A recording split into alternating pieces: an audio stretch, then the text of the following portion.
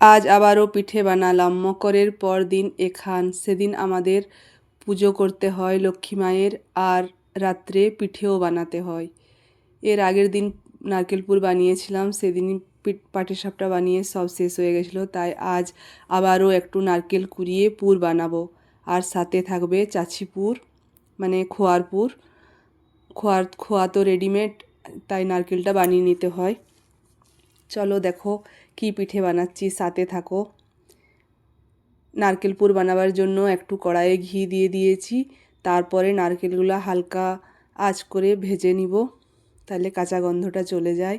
তারপর এর উপর থেকে আমি গুড় দেবো।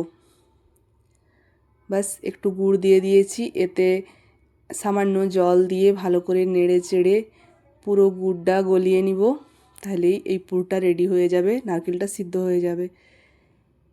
আবারও কড়াই বসিয়ে ওতে রেডিমেড যে খোয়াটা এনেছিলাম সেই খোয়াটা বসিয়ে দিয়েছি, আর একটু দুধ দিয়েছি যাতে ওইটা গলে যায়।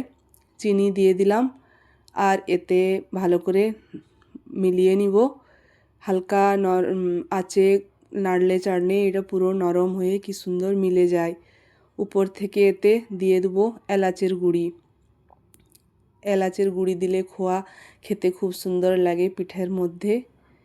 চলো, পুর তো হয়ে গেল। এরপরে আবারও জল বসিয়ে সামান্য নুন আর সামান্য চিনি দেওয়া আছে, এখানে দেখানো নেই, চিনি দেওয়া হবে। তারপর আমার চেলে রাখা চালের গুঁড়ি ছিল, সেই গুঁড়ি আমি দিয়ে দিলাম।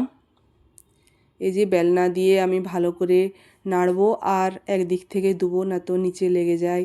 এটা ভালো করে সেদ্ধ হয়ে যাবে আর কি গরম জলে। সেরকম করে আমি একটা ডো তৈরি করব। আটাটা ভালো করে এরকম করে করে মেখে নিব, তারপরে নিচে নামিয়ে আবার হালকা জল যদি লাগে দিতে হবে। এই যে কি সুন্দর নরম একদম হয়ে গেছিলো।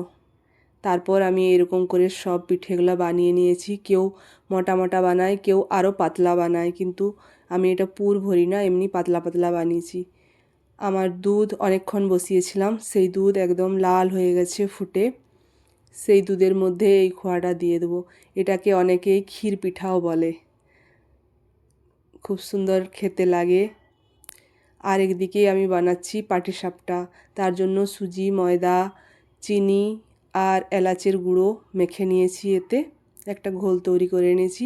এই পুরটা দিয়েই পাটিসাপটাগুলো বানাবো। তাওয়া বসিয়ে দিয়েছি, তাওয়া গরম হবার পর এক ডাবু ঘোল নিয়ে আমি ভালো করে পাতলা করে মেলে দেবো। এই পিঠাটা খুব সুন্দর হয় আর বড় চটজলদি হয়ে যায়, সাথে সাথে ওটা খুব সুন্দর হয়ে যায়, উঠেও খুব সুন্দর। একটু ঢেকে আর 1 মিনিটের মতো রাখলেই এটা হয়ে যায়। তারপরে ওইটাকে উল্টে আর মাঝে খোয়া বা পুর বানিয়েছি নারকেলের, সেটাই আমি দিয়ে দেবো। কখনো খোয়া দিচ্ছিলাম, কখনো নারকেলের পুর দিচ্ছিলাম। বাস আবারও একটা দিয়ে নেড়ে চেড়ে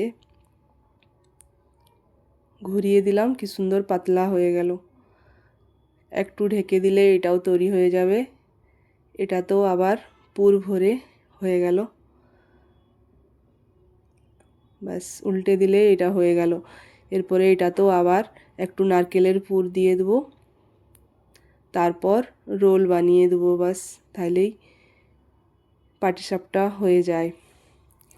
এদিকে অন্যদিকে আমার হচ্ছিল ওই ক্ষীর পিঠে বা দুধের সিদ্ধ পিঠে, ওইটাতে এলাচের গুঁড়ি আর চিনি দিতে হবে, চিনি দেওয়া ছিল না। এটাও চিনি দিয়ে বাস এটাও কমপ্লিট হয়ে গেল।